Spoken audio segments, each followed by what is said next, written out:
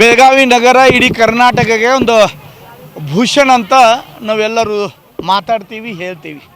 ಆ ಬೆಳಗಾವಿ ನಗರದ ವಿಷಯ ಬಂದಾಗ ಕಿಲ್ಲಾ ಬಸ್ತಿ ಬಗ್ಗೆ ವಿಷಯ ಪ್ರಸ್ತಾಪ ಆಗಿಲ್ಲ ಅಂತ ನಾವು ಯಾವಾಗೂ ನೋಡಿಲ್ಲ. ಬೆಳಗಾವಿದ ಇತಿಹಾಸ, ಬೆಳಗಾವಿದ ಸಂಸ್ಕೃತಿ, ಬೆಳಗಾವಿದ ಪರಂಪರೆ ಈ ಥರ ಚರ್ಚೆ ಆಗಬೇಕಾದ್ರೆ ಕಿಲ್ಲಾ ಬಸ್ತಿ ಬಗ್ಗೆನೂ ಚರ್ಚೆ ಆಗೋದು ಸ್ವಾಭಾವಿಕ. ಈ ಕಿಲ್ಲಾ ಬಸ್ತಿಯಲ್ಲಿ ನೂರಾರಲ್ಲ ಸಾವಿರಾರು ವರ್ಷದ ಇತಿಹಾಸ ಇರುವಂಥ ಈ ಕಿಲ್ಲಾ ಬಸ್ತಿಯಲ್ಲಿ 20 ವರ್ಷ ಮುಂಚೆ ಕ್ರಾಂತಿಕಾರಿ ರಾಷ್ಟ್ರಸಂತ ತರುಣ್ ಸಾಗರ್ ಮಹಾರಾಜರು ಬಂದಾಗ ಒಂದು ದೊಡ್ಡ ಕಾರ್ಯಕ್ರಮ ಆಗಿತ್ತು. ಆಮೇಲೆ 20 ವರ್ಷ ಗ್ಯಾಪ್ ಆದಮೇಲೆ ಇವತ್ತು ಧರ್ಮಚಕ್ರ ಆರಾಧನಾ ಕಳೆದ 4 ದಿವಸದಿಂದ ನಡೀತಾ ಇದೆ. ಇಡೀ ಸಮಾಜ ಒಕ್ಕಟ್ಟಾಗಿ ಎಲ್ಲರೂ ಒಂದಾಗಿ ಒಕ್ಕಟ್ಟಾಗಿ ಧರ್ಮಚಕ್ರ ಆರಾಧನಾ ಕಾರ್ಯಕ್ರಮ ಮಾಡ್ತಾ ಇದ್ದೀವಿ. ಅದರಲ್ಲಿ ಇವತ್ತು 4ನೇ ದಿವಸ ರಥೋತ್ಸವ ಶೋಭಾಯಾತ್ರೆ ಕಾರ್ಯಕ್ರಮ ನಡೀತಾ ಇದೆ. ಜೈನ ಸಮಾಜ ಅಂದ್ರೆ ಶಿಸ್ತುವಾಗಿ ಶಾಂತವಾಗಿ ಕಾರ್ಯಕ್ರಮ ಮಾಡುವಂಥ ಒಂದು ಸಮಾಜ. ಈ ಕಾರ್ಯಕ್ರಮ ಯಶಸ್ವಿ ಮಾಡಲಿಕ್ಕೆ ಎಲ್ಲರೂ ಕೈ ಜೋಡಿಸಿದ್ದಾರೆ. ಅವರೆಲ್ಲರಿಗೆ ಧನ್ಯವಾದಗಳು. ವಿಶೇಷವಾಗಿ ನಾವು ಇಲ್ಲಿ ಪ್ರಸ್ತಾಪ ಮಾಡಬೇಕಾಗ್ಬಿಟ್ಟೈತಿ.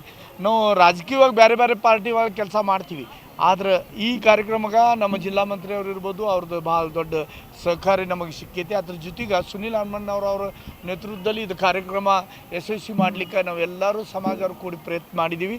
ಅದು ಯಶಸ್ವಿನೂ ಕೂಡ ಆಗೈತಿ. ಇವತ್ತು 4ನೇ ದಿವಸ, ನಾಳೆ ಕೊನೆ ದಿವಸ. ಆದರೆ ಇದು ಶೋಭಾಯಾತ್ರೆ ನೋಡಿದ್ಮೇಲೆ ತಮಗೆಲ್ಲರಿಗೆ ಕಂಡು ಬರ್ತಾ ಇದೆ, ಸಮಾಜ ಬಹಳ ವ್ಯವಸ್ಥಿತವಾಗಿ ಯಾರಿಗೂ ನೋವು ಆಗಬಾರ್ದಂಗೆ ಕಾರ್ಯಕ್ರಮ ಮಾಡುವಂಥ ಒಂದು ನಮ್ಮ ಸ್ವಭಾವ. ಅದೇ ಥರ ಇದು ಶೋಭಾಯಾತ್ರೆ ಕೂಡ ಒಳ್ಳೆ ರೀತಿಯಿಂದ ಮಾಡ್ತಾಯಿದ್ದೀವಿ. ಎಲ್ಲರೂ ಸಹಕರಿಸುವಂಥ ಪ್ರಾರ್ಥನೆ ಮಾಡ್ತಾಯಿದ್ದೀನಿ. ಈ ಕಾರ್ಯಕ್ರಮ ಯಶಸ್ವಿ ಆಗೋದ ನಮಗೆ ಅದರ ಬಗ್ಗೆ ಖಾತ್ರಿನೂ ಇದೆ ಮತ್ತು ನಿಮ್ಮೆಲ್ಲರದ್ದು ಸಹಕಾರನೂ ಭಾಳ ಮಹತ್ವದಂತ ನಾವು ತಿಳ್ಕೊತೀವಿ. ಈಗ ಕಿಲ್ಲಾ ಬಸ್ತಿದಿಂದ ಇದು ಪ್ರಾರಂಭ ಆಗಿ ಫೋರ್ಟ್ ರೋಡ, ಆನಂದ್ ಸೈನ್ಗಲ್ಲಿ, ಚಿಕ್ಕ ಬಸ್ತಿ, ದೊಡ್ಡ ಬಸ್ತಿ, ಹೀಗೆ ನಮ್ಮ ಏನೋ ಪ್ರಮುಖ ಎಲ್ಲಿ ಜೈನ ಸಮಾಜ ದೊಡ್ಡ ಪ್ರಮಾಣದಲ್ಲಿ ವಾಸ ಮಾಡ್ತಾರೆ, ಹಿಂಗೆ 4-5 ಓಣಿ ಮುಗಿಸಿ ಮತ್ತು ಇಲ್ಲೇ ನಾವು ಕಾರ್ಯಕ್ರಮ ಮುಗಿಸ್ತಾ ಇದ್ದೀವಿ.